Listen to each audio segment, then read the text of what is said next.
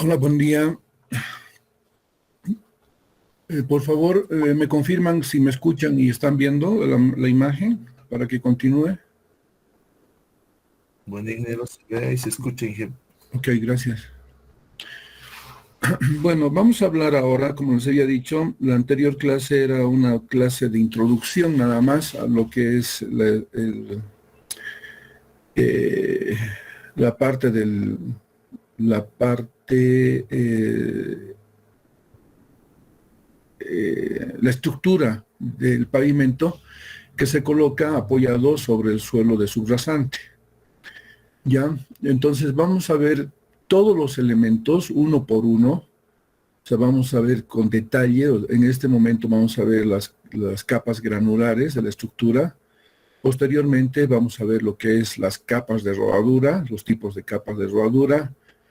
Eh, esta clase tiene continuación, en la siguiente vamos a ver más detalles, o sea, cuál es la exigencia que se pide en cuanto al tipo de material que debemos utilizar en las capas granulares de la estructura del pavimento. Lo mismo cuando entremos ya a la capa de rodadura. Vamos a ver los materiales, los áridos, así como los tipos de cementos asfálticos, de ligantes bituminosos que debemos utilizar. Y bueno, vamos a ir abordando justamente para que tengan conocimiento al final de qué están diseñando, ¿no? En qué consiste lo que están diseñando. Por eso es bien importante que tomen en cuenta todas estas clases anteriores, porque esto les va a dar pauta, les va a dar una noción de lo que realmente están diseñando y de hecho muchos parámetros que se utilizan en el diseño son adoptados con base al conocimiento de los materiales que uno va a utilizar. ¿Ya? Ahora, si no tiene conocimiento de los materiales, no sabe con precisión o con exactitud qué materiales se está utilizando, ya sea en este caso capas de la estructura, capas granulares de la estructura del pavimento, o ligantes o tipos de mezclas que se están utilizando en la capa de rodadura. Muy difícil va a ser que se imaginen al final lo que realmente están haciendo. Así que por eso les digo que es bien importante estas clases. De hecho, al margen de que lo utilicen como parámetros, es importante que conozcan cuando en algún momento de pronto estén trabajando en esta área, ¿no? Bueno, eso como antecedente. Vamos a ver entonces, eh, ya conocemos en qué consiste la estructura de un pavimento. La estructura de un pavimento está conformada principalmente por dos capas, o tres capas, perdón. Ojo, aquí está la cota de subrasante. Hasta aquí concluye el movimiento de tierras. Donde dice subrasante, ahí concluye el movimiento de tierras. Ya sea producto de excavación, producto de la construcción del terraplén, o caso contrario, una mezcla de ambos, ¿no? Entonces, terminado la construcción o terminado el movimiento de tierras hasta la cota subrasante, sobre eso se va a construir la estructura del pavimento. Y en este caso tenemos un pavimento que está construido por tres capas, una capa de rodadura que está en la parte superior, una capa base y una capa subbase. Esto por lo general lo estoy poniendo así porque normalmente por la demanda del tráfico, la capacidad portante de la capa de subrasante, muchas veces no es necesario construir más de estas tres capas. Pero sí en algún momento, en alguna carretera donde había mucho tráfico, el suelo no era muy bueno, sí se ha visto por conveniente colocar una tercera capa, digamos, granular. Entonces, ahí ya tendríamos una estructura de un pavimento con cuatro capas. Bueno, en otros países yo he visto con más de 6 capas, 7, 8 capas, eso por la demanda de tráfico, ¿no? Con tráficos muy altos. Así que un pavimento, quiero que lo tengan bien claro, no es lo que se están viendo ahí ahí en esta imagen. Un pavimento no es la conformación de 3 capas nada más. Puede ser muchos más dependiendo del tráfico, ¿no? De la demanda de tráfico. Bueno, como vamos a hablar, en este caso vamos a hablar solo, en principio, de las capas granulares, cómo han sido utilizadas. De entrada ya les digo que estas capas granulares no son de la misma calidad del material que es utilizado en la construcción del terraplén, son de mejor calidad, ¿ya? Entonces, ¿cómo se ha propuesto estas capas? ¿Cómo ha ido evolucionando en el tiempo? Eso es lo que vamos a ver. ¿Y qué exigencias tenían inicialmente y a qué exigencias hemos llegado en la actualidad? ¿Ya? Bueno, las capas granulares son formadas única y exclusivamente por áridos. O sea, no vamos a trabajar nunca con capas de estructura del pavimento con suelo fino, por ejemplo, o limo, arcilloso o con arena. ¿Ya? Estos pueden proceder de yacimientos de material granular extraídos en canteras o también podría ser extraído en lechos de río.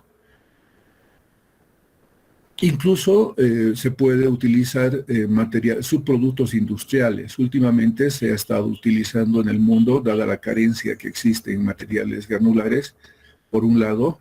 Por otra parte, también tenemos restricciones en cuanto a estudios de evaluación de impacto ambiental.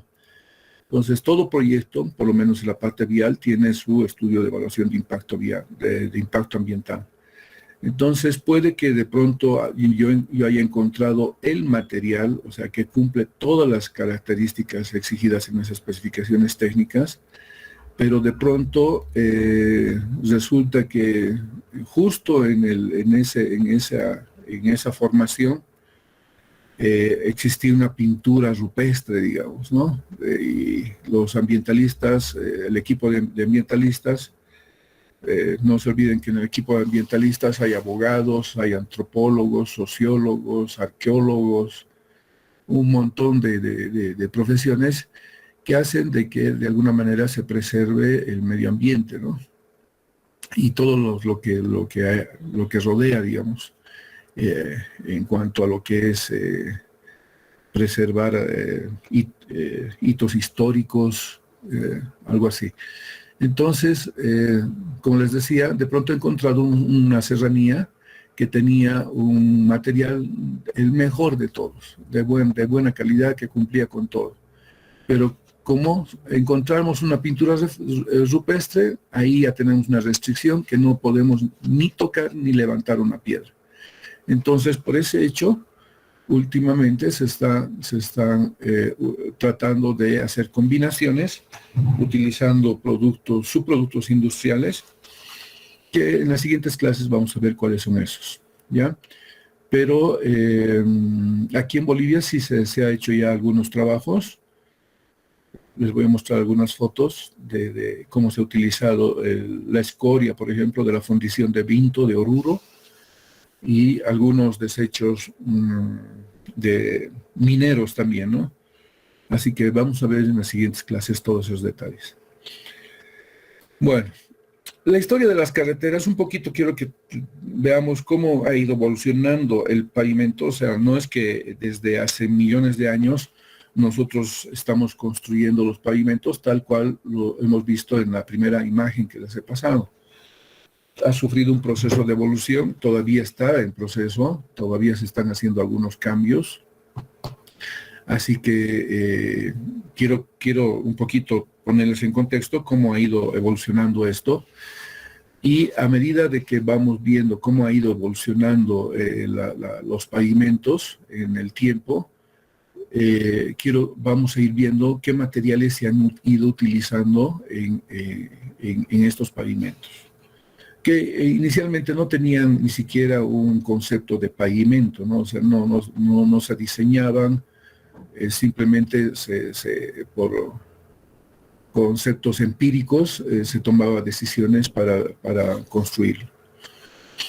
Bueno, Quiero que un poquito sobre historia de carreteras. Dice que las primeras carreteras han sido construidas por los mesopotámicos 3.500 años antes de Cristo. Hay algunas todavía indicios de estas carreteras. También están la carretera, la ruta de la seda, o sea, todos los que producían o cultivaban, no me acuerdo cómo se llama este arbusto donde se alimentan los gusanos de seda. Entonces, en cada región tenían esos cultivos y se llevaba a las industrias, ¿no? Donde se producía las telas de seda. Entonces se ha conocido como la ruta de la seda. También hay los caminos del Inca, aunque no se conocía la rueda, pero sí ellos se desplazaban por esas rutas. También hay vestigios de carreteras en Egipto, y esto normalmente se habían construido justamente para la construcción de las pirámides, ¿no?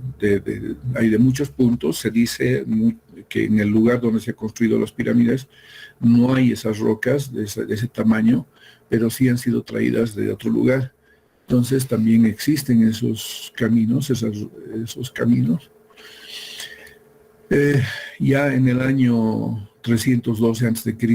ya se habían construido, lo he remarcado aquí, los primeros pavimentos en el mundo,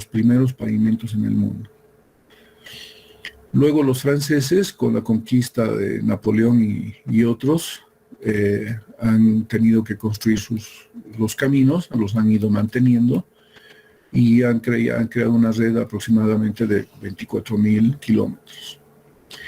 Cuando digo que se ha construido esto, todo lo que está pintado en negro,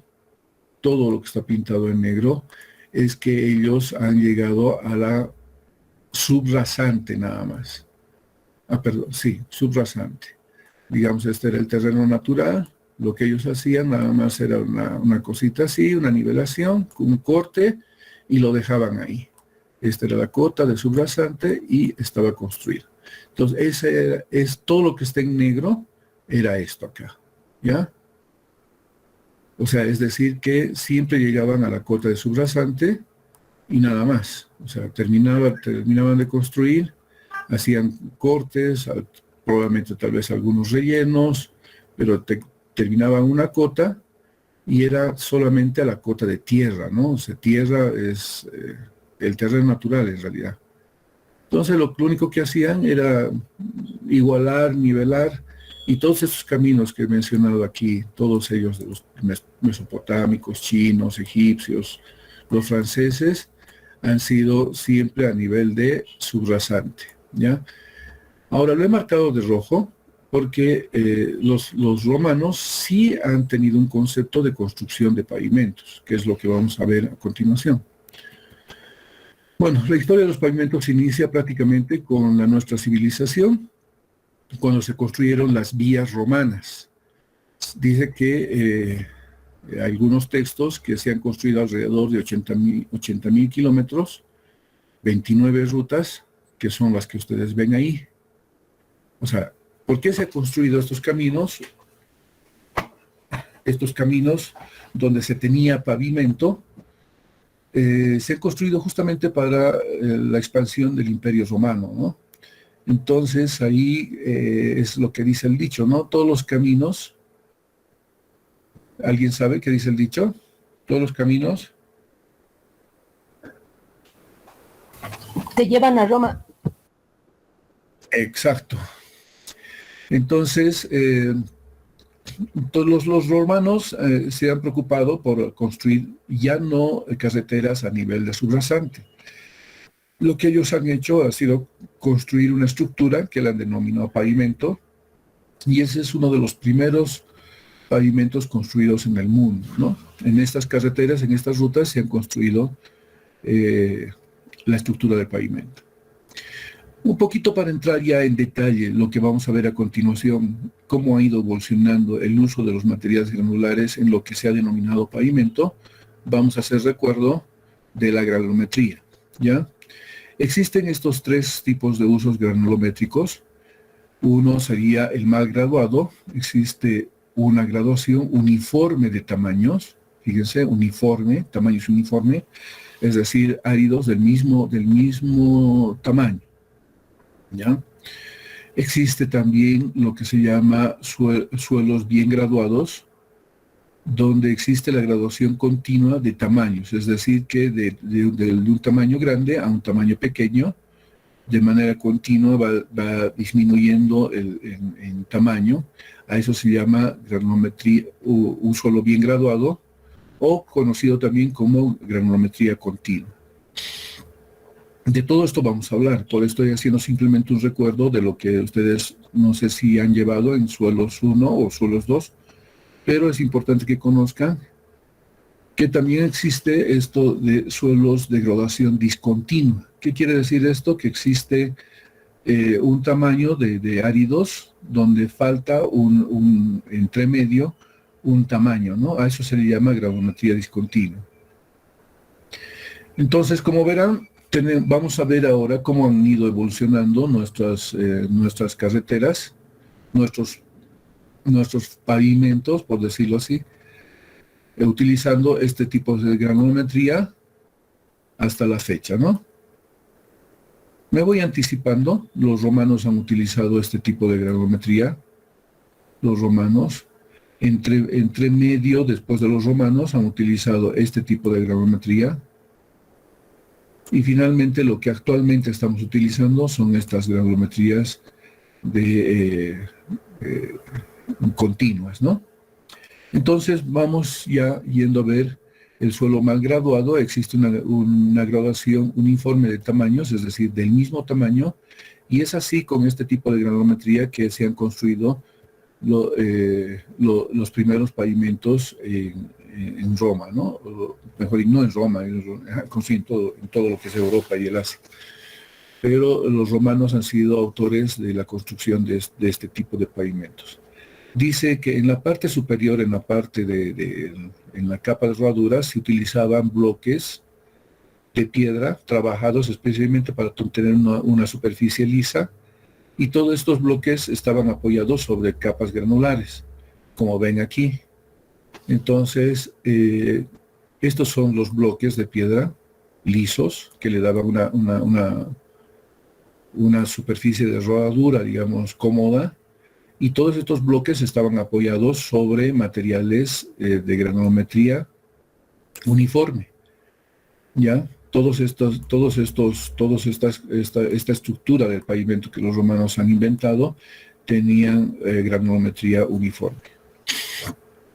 Cuando tengan la oportunidad de viajar a Roma, ustedes van a poder apreciar esto, todavía está intacto. Van a encontrar lo que se llama la Vía Apia. La Vía Apia es esta estructura, obviamente que ya entre medio de los bloques de piedra se ha ido gastando, deteriorando por el tiempo. Imagínense cuántos años ya, casi más de 2000 años. Entonces, estos son los pavimentos que se han construido en Roma. Si se fijan ustedes, si vamos a ir a la página anterior, a la presentación anterior, se habla de que este es el pavimento, ¿no? Pero hay una cosa interesante, que el terreno natural se encontraba aquí. Este era el terreno, es la cota del terreno natural. ¿Ya? Esta es la cota del terreno natural. ¿Está bien? Entonces, los pavimentos no son como los que se construyen actualmente. Los pavimentos que construimos actualmente están más bien alejados de la cota del terreno natural. En algunos casos debemos nosotros, aquí lo voy a hacer, debemos levantar primero una plataforma, que es el terraplén, y recién colocar la estructura del pavimento, ¿no? Por encima, no como lo que hacían los romanos por debajo. Entonces, si se fijan acá, aquí tenemos la cota de subrasante, por llamarlo así, donde están ya los bloques de piedra, y el terreno natural está prácticamente casi en la misma cota. Bueno, estos pavimentos, que los he mostrado en la primera imagen, se construían cavando primero una fosa, Como verán aquí, tenemos la cota de terreno natural que está a la izquierda o a la derecha del pavimento. Ustedes pueden ver que aquí está la cota, ¿no?, del terreno natural, y se ha cavado una fosa así, y ahí se ha ido colocando capa por capa de granulometría uniforme, ¿no? O un suelo mal graduado, en otras palabras. Y al final terminaba colocándose los bloques de piedra, como ustedes ven aquí, y llegando a la rasante. Entonces, una de las características de los pavimentos romanos, los primeros en el mundo, que en principio se tenía que cavar una fosa para construir lo que es la estructura del pavimento. Y las capas granulares de la estructura del pavimento propuesta por los romanos tenían granulometría uniforme. Y la capa de rodadura nada más que eran bloques de piedra lisos, apisonados y colocados o nivelados de tal forma que puedan tener una superficie cómoda. Bueno, ahí termina esto lo que es el pavimento. De toda esa lista que hemos visto, lo había marcado de romanos y en un color diferente, y era porque realmente los caminos romanos tenían una estructura de un pavimento construida como la que estamos viendo ahí. Luego han ido evolucionando estos pavimentos, no los romanos, ¿no? Se han tenido que construir otros, pero con otra técnica constructiva y con otra forma de uso de los materiales granulares. A lo largo del siglo XVIII, los caminos de tierra preexistentes, los de tierra, ya recuerden, ¿no?, que lo voy a volver a graficar para que ustedes lo vean. Hoy se me ha perdido el mouse. Ya, bueno, aquí está. Este era el terreno natural, y lo que se ha hecho ha sido simplemente hacer esto, ¿no? Se cortaba muy poco, ¿no? Como actualmente se hace aquí en las carreteras municipales que no tienen pavimento, normalmente la mayoría son de tierra, y lo que se hace es justamente lo que se ha hecho en este siglo, ¿no? Es remover así una capita de 10 centímetros, 20 centímetros, así a palo a picota, o de lo contrario, no sé, utilizando una motoniveladora o un tractor, de tal forma que llegamos siempre a la cota del subrasante y lo dejamos así, ¿no? Y por ahí circulan los vehículos. Por aquí circulan los vehículos, ¿no? Entonces, los caminos de tierra preexistentes han sido mejorados con base a materiales granulares de carácter local, de espesores variables, ¿dice? No existía en general una exigencia, o sea, en aquel entonces se dice que no existía ningún requisito importante en cuanto al material. Podría ser cualquiera que esté próximo al lugar, pero luego se ha comprobado que si yo aplicaba una energía de compactación, podría tener un pavimento de mejor calidad. Y ahí surgen las propuestas en esta época por varios ingenieros, donde hacen sus recomendaciones con base a lo que ellos pensaban que era importante, ¿no? Para algunos importante era la capa de rodadura, los materiales granulares, para otros era importante la fundación. Entonces ahí entra este ingeniero Tresaguet, consideró que el suelo de fundación debería soportar las cargas, y es por eso y no las capas de la calzada, ¿no? O sea, es decir, la capa de rodadura. Lo que él ha propuesto es construir unas piedras uniformes como suelo de fundación, y encima de esas piedras, esos bloques de piedra, recubrir con material granular, con partículas de dos tamaños, ¿no? Un tamaño grueso y un tamaño fino, así como lo que ven aquí. Esto es lo que ha propuesto Tresaguet. Entonces, como les decía, los caminos preexistentes que habían llegado a la cota de subrasante nada más. Todo lo que él ha propuesto es ponerle estos bloques de piedra, porque él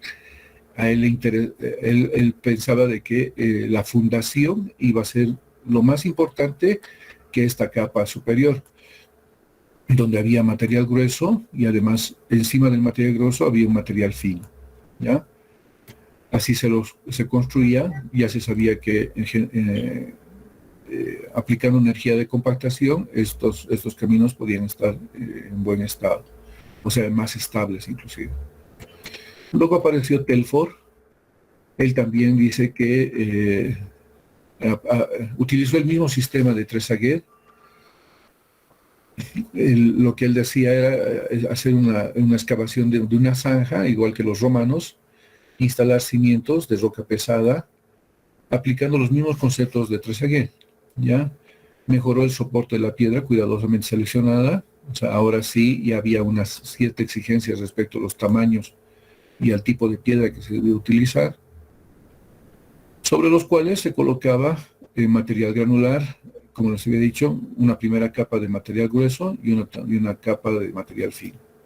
Entonces, Telford ha agarrado el mismo concepto de Tresaguet, pero en este caso le daba más importancia a esta capa granular, donde teníamos granulometría de tipo discontinua, ¿ya?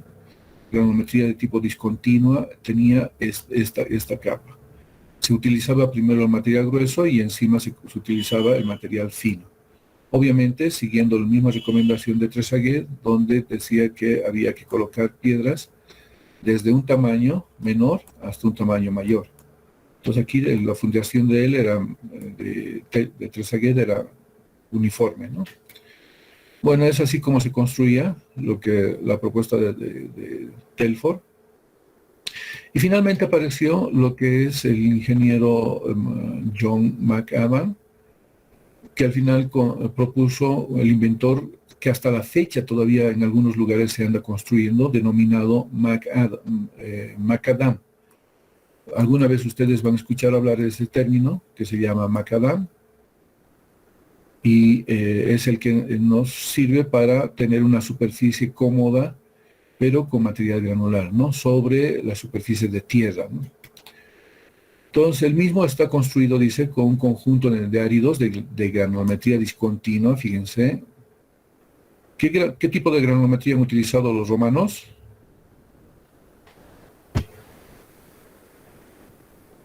Continúa,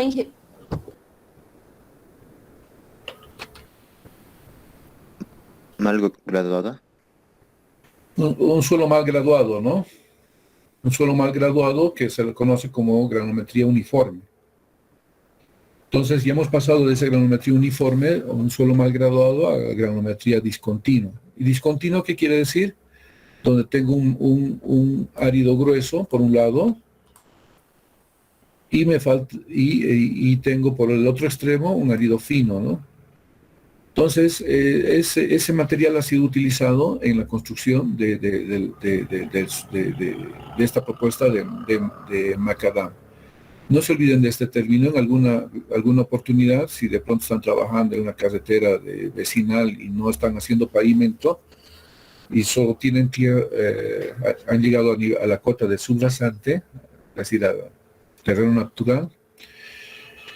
Ahí de pronto hay una propuesta de utilizar la técnica de Macadam, entonces deberíamos utilizar una granulometría discontinua con árido grueso por un lado y un árido fino por el otro lado. Bueno, hasta ahí termina lo que es los suelos de granulometría discontinua. Los suelos de granulometría discontinua propuestos por Macadam son estos, ¿no? Primero se colocaba un material grueso en la parte inferior y en la parte superior un material fino. Entonces ahí ya se tienen algunas exigencias respecto al material. Dice la grava natural debería contener un mínimo de 75% en peso, material granular. El árido se compondrá de elementos limpios, dice, sólidos, uniformes, resistentes, exentos de polvo, suciedad y otras materias extrañas. Es decir, no material orgánico, no raíces, nada de ello. Entonces, allá ya se estaba haciendo alguna exigencia respecto a los materiales con la propuesta de Macadam.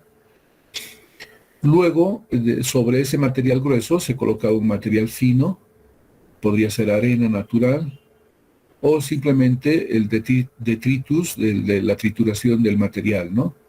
Una recomendación era que no debería ser plástico, y la arena debería ser superior al 30%.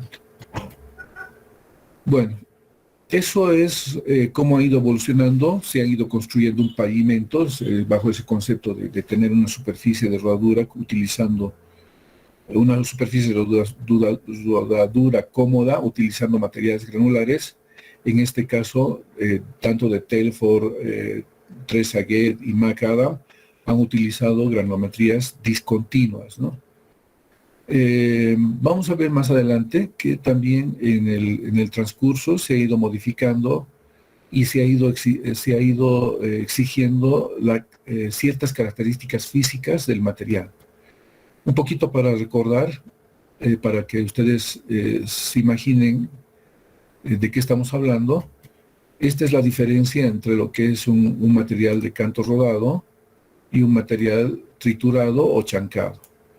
Entonces, cuando se habla de material de canto rodado, son partículas de árido fino, o sea, lisas. En cambio, cuando es triturado, tiene ciertos ángulos. Por ejemplo, aquí hay un plano, aquí hay otro plano en esta partícula, y aquí hay un tercer plano. Entonces, al triturarse este material o al chancarse, se generan unos planos que le dan una textura al material cúbica, digamos. Y eso es bien importante tanto en las capas granulares como en la capa de rodadura, porque esta forma de material va a ser la que genere una trabazón, digamos, entre lo que es el árido, a diferencia de lo que es un material de canto rodado. Un canto rodado no le va a dar una trabazón. Lo que va a pasar es que más bien las partículas se van a desplazar entre sí. ¿Ya? En cambio, en este caso, al ser cúbicas,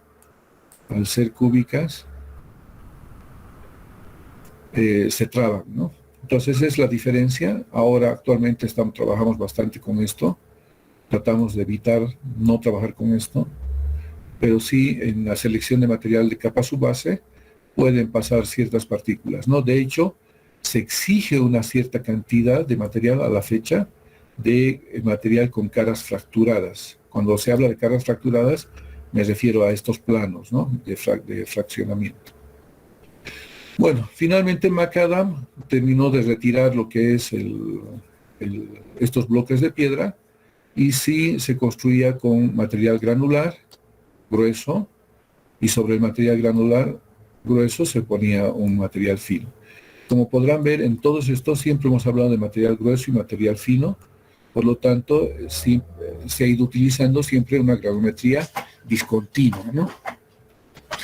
Que unas fotos de cómo se construía. Ahí está esparciendo, digamos, lo que es el material grueso, y sobre eso recién se colocaba el material fino, ¿no?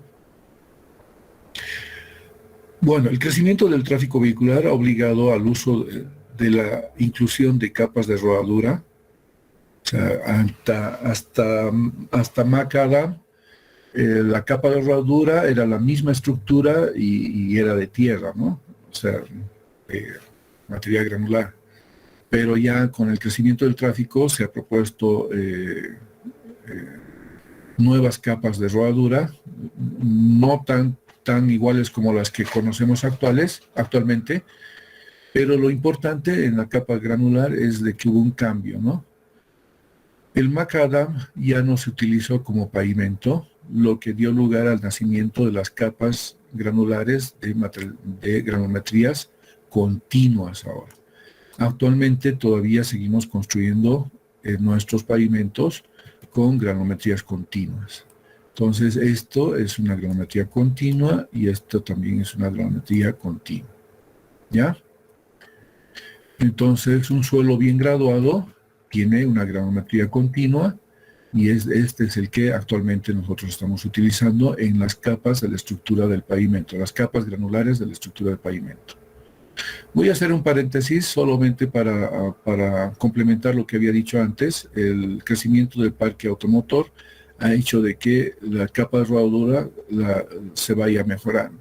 Vamos a hacer solamente un paréntesis que no tiene nada que ver mucho con lo que es capa de material granular, pero la primera capa de rodadura que se ha construido asfáltica ha sido propuesta por este ingeniero químico, que ha construido capas granulares en una calle de Estados Unidos, en el estado de New Jersey, y él ha utilizado un residuo que llamaba el ligante bituminoso, derivado del petróleo, pero antes de este primer experimento se han hecho pruebas construyendo algunas superficies con alquitrán. Alquitrán es otra cosa, no es lo que actualmente utilizamos. Lo que nosotros utilizamos a la fecha en la construcción de capas de rodadura son ligantes bituminosos derivados del crudo de petróleo. Pero esto lo vamos a ver con mucho más detalle en unas 3 clases que tenemos en este semestre. Bueno, hecho este paréntesis, continuamos con lo que es las capas granulares. El material granular está constituido por partículas de todos los tamaños, porque es granulometría continua, lo que hace posible tener una compacidad elevada, ¿ya? Con materiales procedentes de áridos o agregados naturales o artificiales capaces de proporcionar una alta capacidad portante. O sea, vamos a ver también en otra clase qué son los áridos artificiales, aquellos nosotros llamamos naturales y artificiales. Pero de momento ustedes tengan ese concepto que podemos utilizar estos áridos o agregados naturales o artificiales, pero que nos permiten proporcionar una alta capacidad portante del suelo, ¿no? Las características actuales en cuanto a lo que es el material de granulometría continua, en todos los países prácticamente se exigen, tienen ciertas exigencias respecto a los materiales. Por ejemplo, elevado porcentaje de caras fracturadas. Por eso hace un rato, en láminas anteriores, he presentado la diferencia de los 2 áridos, ¿no? Uno de canto rodado y uno con caras fracturadas. Entonces, a eso se refiere una de las exigencias, elevado porcentaje de caras fracturadas. Los usos granulométricos, y habíamos hablado, que a la fecha estamos utilizando granulometrías continuas y los que nos dan mayor compacidad.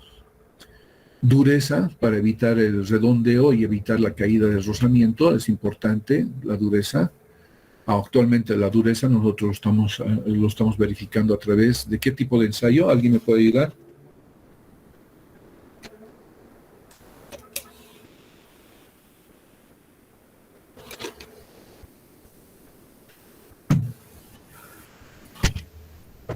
Inge, si no me equivoco, es el desgaste de Los Ángeles.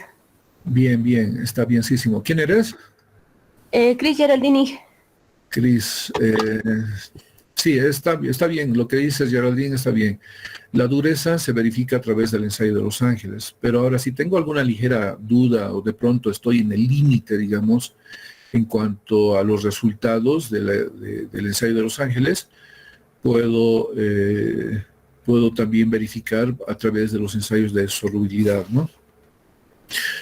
Después tenemos otra de las exigencias, es materiales no plásticos, para evitar que los finos en presencia del agua actúen como lubricantes, ¿no? Y generen deformaciones permanentes en estas capas granulares. Bueno, estas son las exigencias que de manera general o más común, digamos, en las especificaciones que se tienen para construcción. Esto no quiere decir que son las únicas, ¿no? Existe una infinidad que ustedes ya tienen como tarea para la siguiente clase, no para mañana, sino para el 1 de abril. No quiero que me pongan como la anterior vez las especificaciones o el mismo texto del manual de carreteras en el Classroom. Voy a pedir una planilla que ustedes deben elaborar con base a las exigencias que encuentren en las especificaciones técnicas de estas capas granulares en el manual de carreteras de la ABC. Bueno, independiente de las especificaciones técnicas, también se recomiendan, estos, como les decía, no solo son las cuatro recomendaciones que se tiene acá, tal vez sean las más comunes, las más importantes, pero también se complementa con estas, ¿no? Por ejemplo, hay una recomendación donde dice que el tamaño máximo del árido para capa base debería estar entre 20 y 25 y para capa subbase entre 25 y 40. No sé si se acuerdan en la anterior clase, en un perfil, en una excavación una imagen que les he mostrado, en una excavación en la carretera de Pasto Duro, ahí se podía identificar la capa base, la capa subbase y la capa de subrasante. Entonces, estos elementos, este conocimiento del tipo de material que se está utilizando, en este caso por el tamaño del árido, yo puedo identificar de dónde a dónde es el límite del espesor de la capa base y de la capa subbase. Entonces eso también nos ayuda a identificar, haciendo esa excavación, identificar de dónde a dónde está construida la capa base y de dónde a dónde está construida la capa subbase. Granulometría, ya habíamos hablado de ello. Angulosidad, 2 o más caras fracturadas, eso es lo que se exige. La forma del árido, hay algunos áridos cuando son procesados tienden a generarse o fragmentarse como lajas o de lo contrario como agujas. Depende de la formación o el tipo de árido, ¿no? Si es calizo, silicio y demás. Entonces me van a dar siempre una forma diferente. Entonces, por ese hecho también entre las especificaciones se debe verificar el porcentaje de lajas y el porcentaje de agujas. Esto lo vamos a ver con detalle en la siguiente clase. La dureza ya habíamos hablado y la limpieza es otro también de los elementos que se exige. La limpieza debe estar exentos de finos y eso lo hacemos con el ensayo de equivalente de arena, ¿no? Bueno, preparación de agregados. ¿Cómo los preparamos? ¿Cómo conseguimos estos agregados? Estos agregados, estos áridos, los debemos conseguir haciendo un trabajo de manera conjunta con el ingeniero geólogo del proyecto. Los geólogos de alguna manera nos van a orientar en qué sector tenemos, qué tipo de formaciones. Ellos tienen unos mapas de tal forma que nos pueden orientar, decir, en este sector de la carretera existe una formación, ¿por qué no vamos a hacer una prospección para hacer un muestreo y verificar y comprobar la idoneidad del agregado antes de ser explotado, ¿no? Antes de que yo proponga como material apto para la construcción de las capas granulares de la estructura del pavimento. Entonces, antes de que se proceda con ello, antes de que se instale, digamos, una planta de trituración en el lugar, hay que hacer un muestreo, verificar si efectivamente ese material cumple mínimamente con las capas para hacer uso en alguna de las capas de la estructura del pavimento. Ojo, digamos, si yo tengo, esta es mi formación, he hecho mi muestreo, he llevado mi muestra al laboratorio, he obtenido los resultados de los ensayos de laboratorio, que los que les he mencionado anteriormente. Entonces debe cumplir todo lo que se pide en la especificación técnica, ¿ya? Pero resulta que yo quiero para mi capa base. También estoy buscando material para mi capa subbase. Y puedo estar buscando material para mejoramiento de la subrasante, inclusive para la capa de rodadura, ¿ya? Entonces, si los resultados cumplen para la capa de rodadura, ¿cumplirá para el resto? Mi pregunta.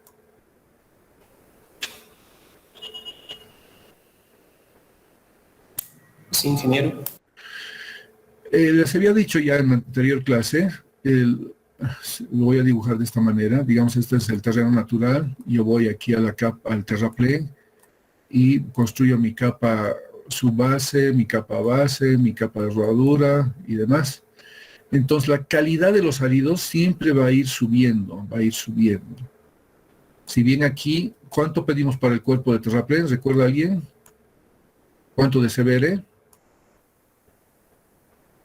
Mayor o igual a 4. Mayor o igual al El 4%. 4%, ¿no es cierto? Entonces vamos subiendo y se va pidiendo de mejor calidad. Aquí se pide como mínimo 40, en la siguiente capa se pide 90 y así sucesivamente.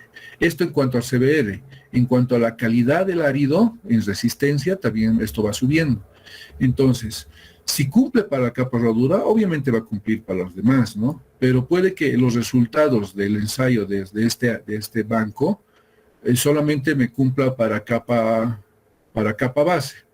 Por eso quiere decir que va a cumplir para los demás, pero no va a cumplir para este. ¿Se entiende, no?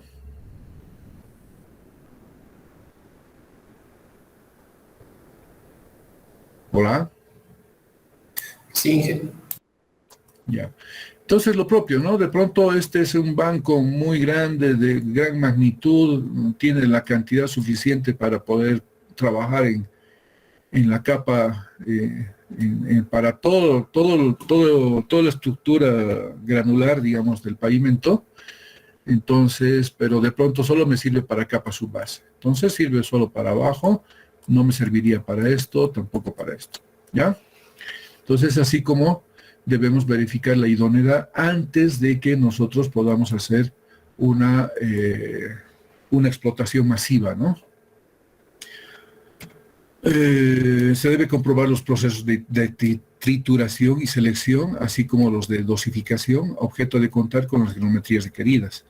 O sea, no solamente es explotar, también es triturar, hacer una selección de tamaños, hacer la dosificación de tal forma que podamos cumplir con las granometrías requeridas, ¿no? Entonces, eso se hace en la planta de trituración o planta de selección, dependiendo qué trabajo estemos realizando, ya sea de subbase o de capa base. En el transcurso de las diversas manipulaciones del árido, una vez que se ha recompuesto la granometría especificada, se pueden producir, dice, fenómenos de segregación. La misma puede originarse, estos fenómenos por el vertido de las cintas transportadoras. Esto estamos hablando ya en el proceso de preparación, de trituración o selección del material.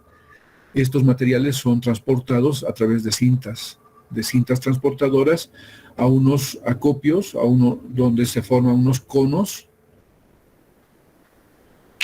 y ahí puede surgir una segregación del material. Entonces no vamos a contar exactamente con el material de granometría requerido en el proyecto.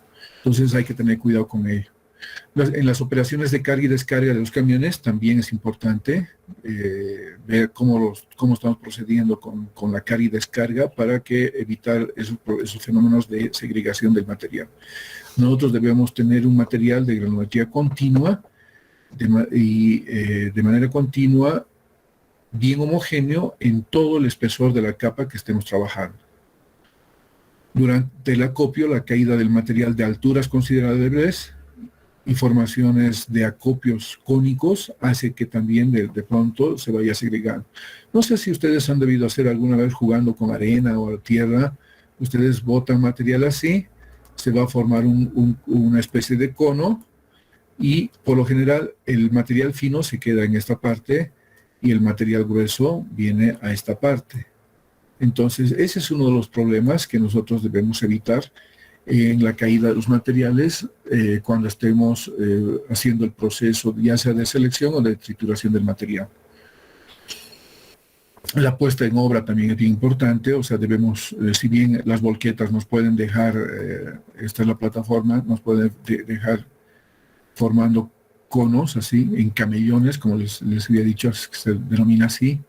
Entonces esto se debe extender y se debe homogenizar de tal forma que para evitar que el material fino que esté aquí se quede, digamos, en la superficie y el material grueso esté segregado, digamos, en otro lugar y no de la granometría que nosotros estamos buscando. Hemos hablado de que nosotros normalmente procesamos el material, este material granular, para utilizar en las capas de la estructura del pavimento. y lo procesamos de dos formas. Si vamos a utilizar una capa subbase, solamente hacemos una selección del tamaño, o sea, como habíamos visto ya anteriormente, nos pide como máximo hasta, ¿cuánto eran? No me acuerdo ahorita. Para la capa subbase, el tamaño máximo. ¿Alguien se acuerda? ¿Alguien de memoria fotográfica? Aquí está, entre 25 a 40 milímetros, ¿ya? Eso es lo que deberíamos seleccionar nosotros, que no haya sobretamaño, y nosotros trabajamos con normalidad si no hay. Pero si hay un sobretamaño, este material es retirado por clasificadores industriales que se tiene, donde no deja pasar este material mayor a 40 milímetros. Entonces les voy a presentar las plantas. Esta es una planta de trituración, ¿ya? Donde tiene los siguientes elementos. Fíjense, los voy a ir explicando poco a poco para que vean. Esto es lo que deberíamos ver con esta clase. Deberíamos tener ya listo para ir a trabajar, a ver en la visita al proyecto, una planta, ¿no? Esta es una tolva donde se almacena el material. Una vez que está almacenado el material, ingresa a una planta, a una trituración primaria.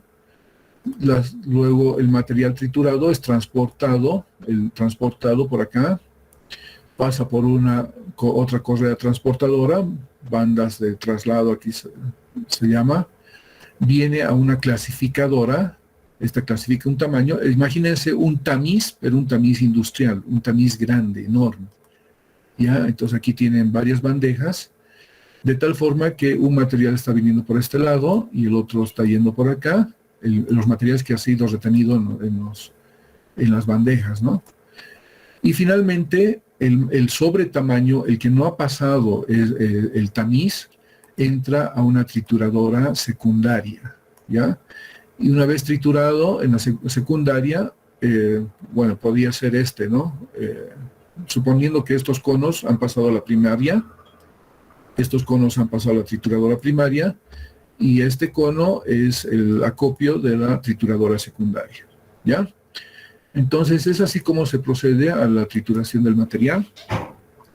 Tenemos la trituradora primaria, que funciona con un eje excéntrico, y donde tiene una pared fija y la otra pared móvil. Cada vez que el eje excéntrico va girando, va haciendo este proceso, donde ingresa el material acá y es triturado contra esta placa fija. A esta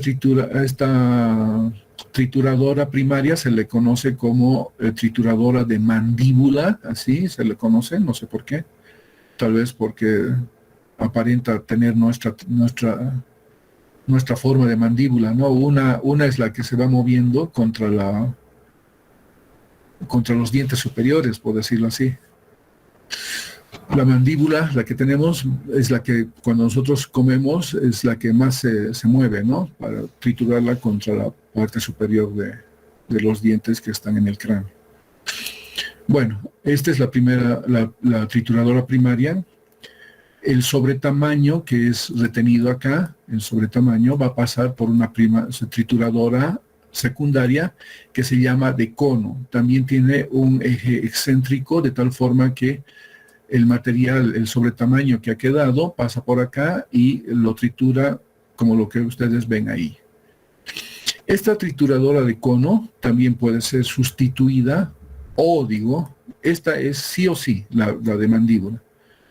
La de cono puede ser sustituida por una trituradora de impacto. Entonces el material que ustedes están viendo está ingresando por acá, y aquí hay como una licuadora, imagínense unas aspas de licuadora, que el material lo proyectan a estas placas metálicas, donde el material se fragmenta y se tiene el material de menor tamaño, ¿no? Como ven en la imagen. Entonces es así como se tritura el material, en principio para la capa base. En la subbase no se utiliza material triturado, pero sí se podría utilizar dependiendo qué características mecánicas quisiera, digamos, de alguna manera mejorarlas. O de pronto las características físicas. Suponiendo que en el acopio he ido a copiar del río y quiero utilizar ese material del río para capa subbase, tal cual. Pero de pronto he hecho la selección del material con esto, con la clasificadora, y me ha salido mucho material fino, pero sí debo contar con un material grueso para contar con la granulometría exigida. Entonces lo que debo hacer es incorporar algo de material, pero como tengo sobre tamaño, entonces puedo triturarlo, ¿no? Para alcanzar el tamaño mínimo, máximo que está requerido, que son 40 milímetros, ¿no? Entonces es así como se tritura, se procesa el material de las capas granulares de la estructura del pavimento. No sé si tienen alguna consulta hasta acá.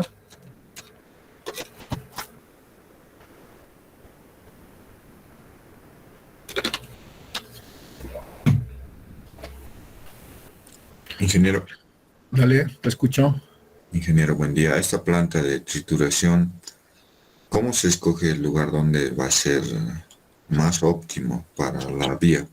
¿O puede instalarse en varios lugares a medida que se vaya avanzando? No, tiene que ser un lugar estratégico, ¿no? Digamos que esta es mi carretera, este es el tramo, desde aquí, desde este punto a este punto, y mi acopio de material, mi banco está aquí, digamos. Tengo otro banco por este lado. Entonces yo debería buscar un lugar estratégico de tal forma que me pueda alimentar del material de este banco y de este otro banco, ¿ya?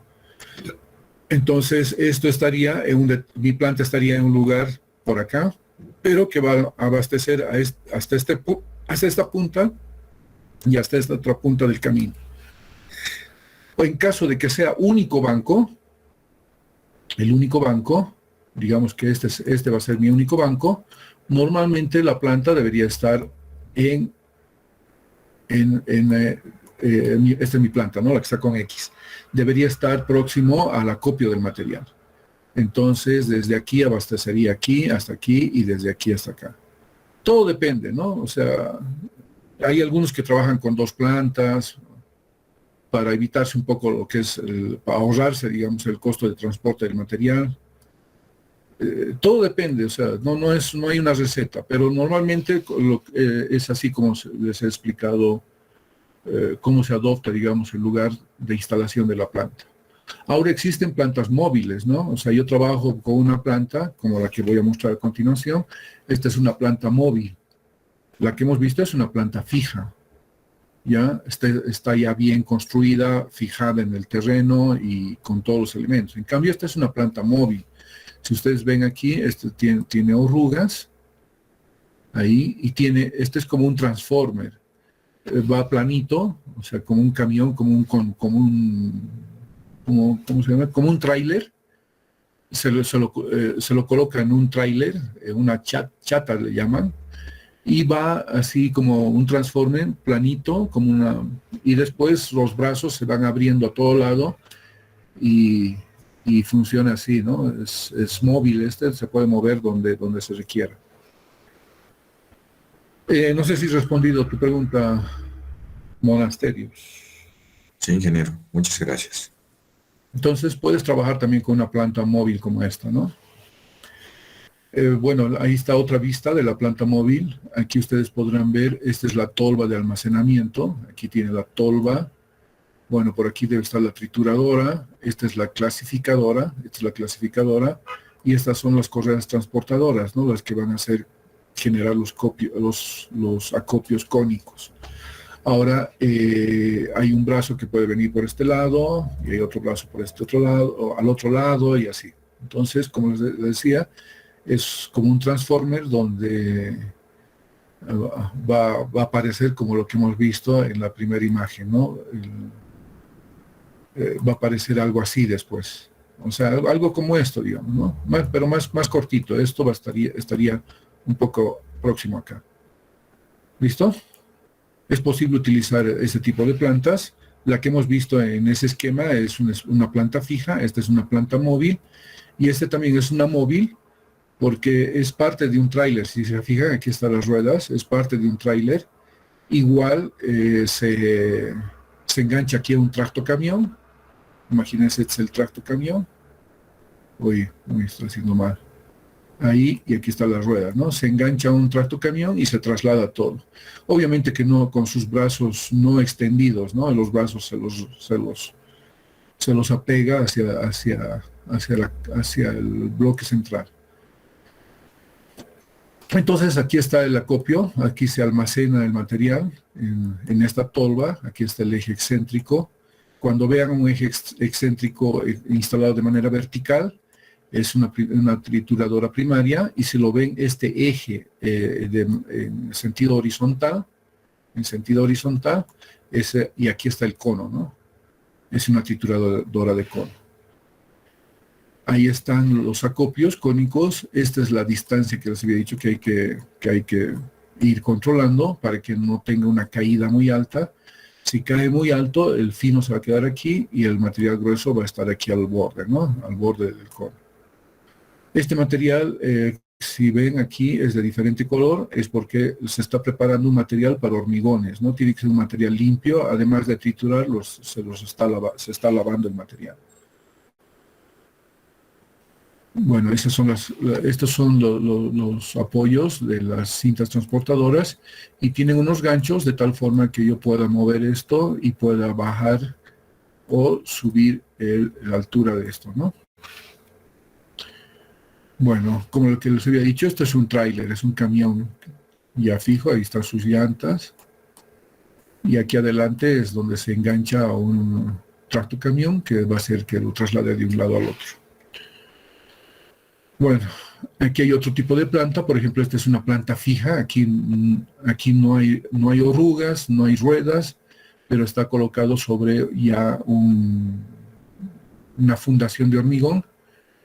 Aquí ustedes pueden ver lo que es la tolva de almacenamiento, de alimentación, mejor dicho, la trituradora primaria, y aquí está la secundaria, ¿ya? Entonces, una vez triturado, pasa por acá, va a ir a una planta clasificadora que no se la ve, pero les voy a mostrar en la foto siguiente. Ahí se ve, fíjense, aquí está la clasificadora. Luego va a pasar por la de cono, o sea, el eje excéntrico está aquí abajo. Ahí se ve mejor. Ahí podemos ver, este tiene una clasificadora aquí, tiene otra clasificadora por este lado, y esta es la trituradora de cono, la secundaria. Bueno, no sé si alguna consulta sobre las plantas.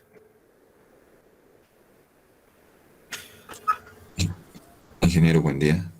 Dale, buen día, te escucho.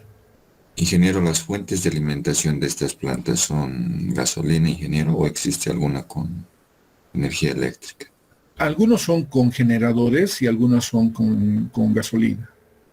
Ingeniero, con respecto a la producción, más o menos, ¿qué números se manejarían? ¿Cuál sería el rendimiento de estas plantas?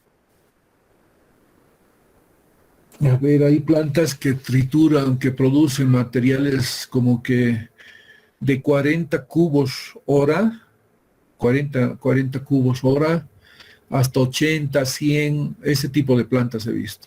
Pero por lo general está entre 40 y 50. ¿Ya? Ahora, dependiendo del material, ¿no? A veces tenemos materiales muy duros que deben ser triturados sí o sí en la secundaria, ¿no? Ahora, hay materiales que no son tan duros, que de pronto la primaria pasa a la secundaria muy poco y tenemos mayor producción, ¿no? Dependiendo el material que esté produciendo también, ¿no? O sea, en cuanto a la dureza, en cuanto al, digamos, voy a un río, extraigo el material, lo pongo a la tolva y, bueno, me tritura dependiendo de qué tamaño de material estoy poniendo, ¿no? Ahora, si voy a una cantera, por ejemplo, que es el otro extremo, ya es otro el proceso, ¿no? Es mucho más moroso. Entonces, todo depende del material, mismo que la planta diga en su especificación que produce 50 cubos hora, ¿no? ¿Alguien otra consulta más?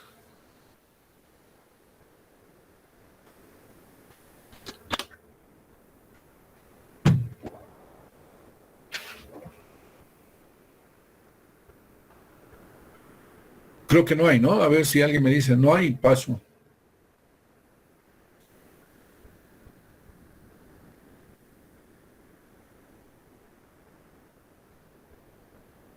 Está claro.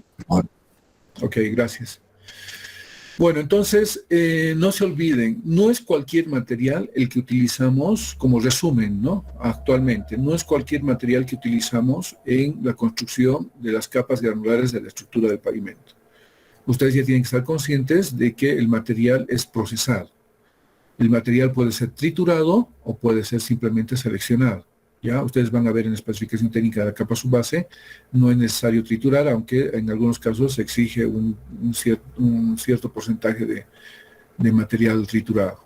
Entonces, una vez triturado, se tiene que reproducir, si tenemos estos acopios, como los de distintos tamaños, o de pronto todo va a un solo acopio, pero debemos tener esa granulometría que estamos exigiendo para que cumpla con la especificación técnica.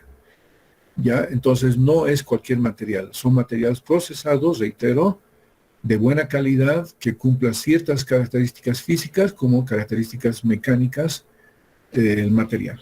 ¿Ya? Puesta en obra, o sea, la puesta en obra también es importante.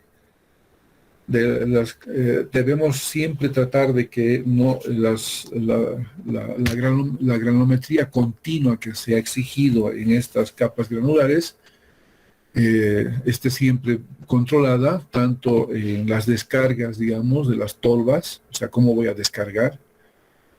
Hay algunos que ya les he dicho, hay también, en lugar de descargar haciendo los, digamos, este es el tramo, en lugar de hacer estas descargas de este tipo, se lo puede hacer unas descargas de forma continua, ¿no? O sea, la volqueta va avanzando y va descargando, ¿no? La que viene igual comienza aquí y comienza a vaciar.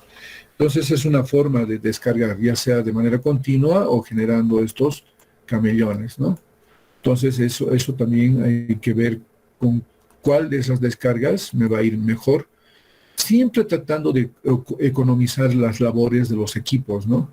No puedo hacer como cónicos, ya esa es la receta, todo el mundo hace eso, digamos. Pero en compensación tengo doble trabajo para la motorniveladora, la que me va a hacer la homogenización del material, ¿no? El extendido, debemos evitar la segregación. La humectación y las capas granulares, todas, así como las del terraplén, antes me había olvidado hablando del terraplén, también deben ser humectadas para luego compactar, ¿no? Y la compactación ya saben que nada más que es la eliminación de vacíos de los áridos, ¿no? De la capa que estamos compactando. Bueno, muchachos, creo que eso es todo por hoy. He ido a la velocidad de un rayo. Y tienen ya una tarea para la siguiente clase. Vayan leyendo. Les sugiero lo siguiente.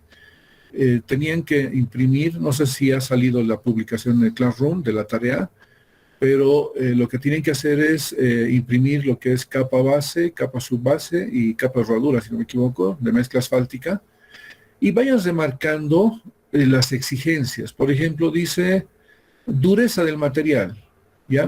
Una especificación de capa base, hablemos. Dureza del material. Entonces, lo marcan dureza, remarquen el valor.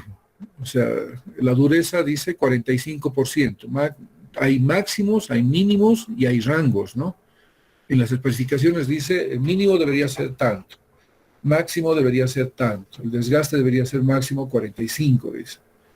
¿Ya? Y al lado dice, de acuerdo al ensayo, ASTO no sé qué tantos o ASTM tantos. Eso vayan remarcando en la especificación que ustedes van a imprimir para la siguiente clase y para que nosotros podamos trabajar con ese resumen que ustedes lo van a tener a la mano. Imprímanlo después el resumen, que mañana les voy a explicar cómo van a hacer, pero desde ya pueden estar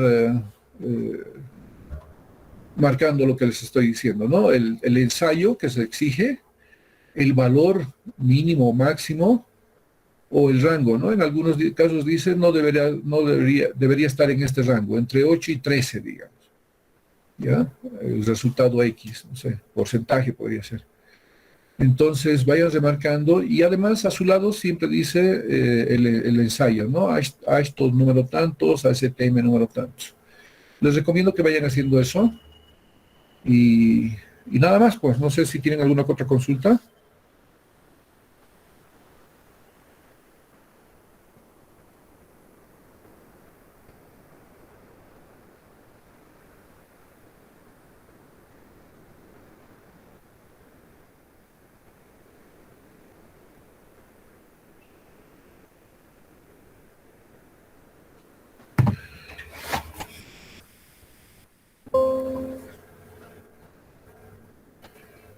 Sí, Geraldine, ¿alguna consulta?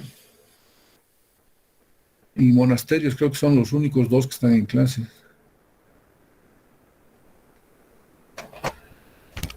No abandonen mientras se animan a preguntar. Voy a llamar lista.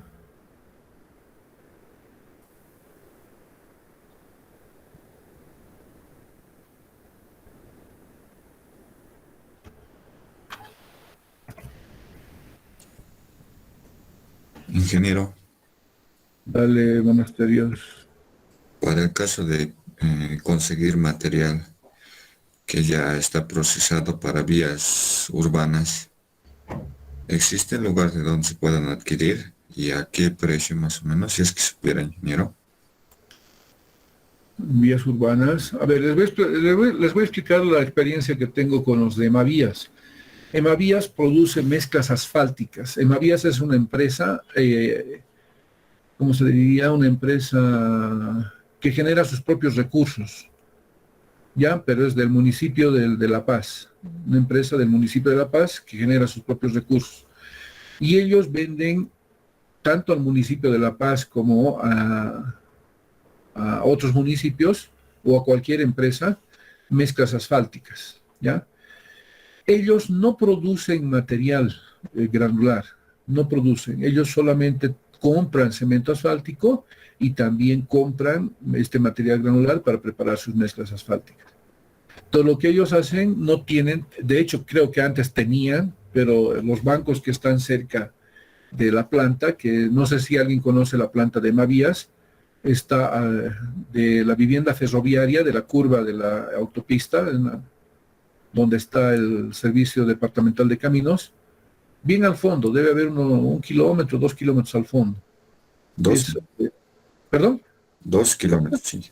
Conozco, yo vivo por... ¿Conoces? Sí, ¿Qué barrio es ese? ¿Sigue siendo la vivienda ferroviaria o ya no? sí, Ciudadela Ferroviaria y Las Nieves, en medio está asentado sobre un río. Sobre un río, ¿no es cierto? Sí. Entonces, ese río no abastece, o sea, no tiene las características exigidas. Ya saben ustedes que para capa rodadura es lo máximo, es lo mejor de lo mejor. Entonces, ese río no cumple con las características mínimas. Por ahí cumple con, digamos, son 15 exigencias y cumple con 10 nada más, y no cumple con 4.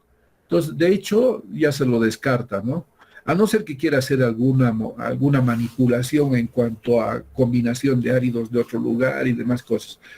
Pero para evitarse ese trabajo, lo que están haciendo en Emavías es comprar a empresas que tienen buen material de buenas características. Por ejemplo, aquí en La Paz, el material,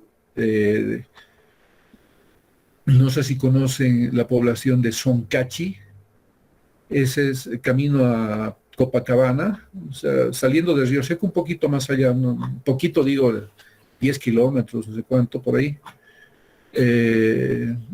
Ese río es el que abastece un buen material de buena calidad en La Paz. Entonces, Emavías compra ese material a una empresa privada de ahí, ¿no? Entonces, le compra, le paga puesto en Emavías, ¿no? O sea, no es que Emavías va y trae desde allá, sino la empresa que está vendiendo le deja puesto en obra, ¿no? Es decir, en planta en este caso. Es así como trabajan, ¿no? Ahora en obra, digamos, estoy construyendo una carretera y por lo general una empresa privada no va, no va a pensar en comprar, ¿no? La empresa privada siempre quiere hacer todo. ¿Por qué? Porque de alguna manera se ahorra, ¿no? Se ahorra algunos pesos. En lugar de comprar, prefiere triturar, ¿no? Ya hace una compensación. Ahora, en algunos casos, bueno, en algunos proyectos he visto que también hay empresas que venden áridos, ¿no? Y es en algunos casos para la empresa contratista es mucho mejor comprar que producirlos, ¿no? Otras consultas. Ya he llamado lista, se pueden ir, vamos a terminar 15 minutos antes, a no ser que tengan alguna otra consulta o quieran conversar sobre algún tema, los atenderé. Caso contrario, si no hay, me voy a retirar yo también.